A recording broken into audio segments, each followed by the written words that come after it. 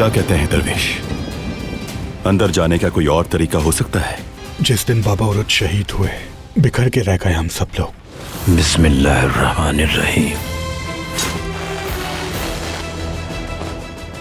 तुर्क पास नहीं आएंगे, अंदाजा होना चाहिए था मुझे। बारबरोसा इस्तांबुल में जरूर किसी मंसूबे पर काम कर रहा है। तैयार हो जाओ, सुलेमान की सरजमीन पर जा रहे हैं हम लोग।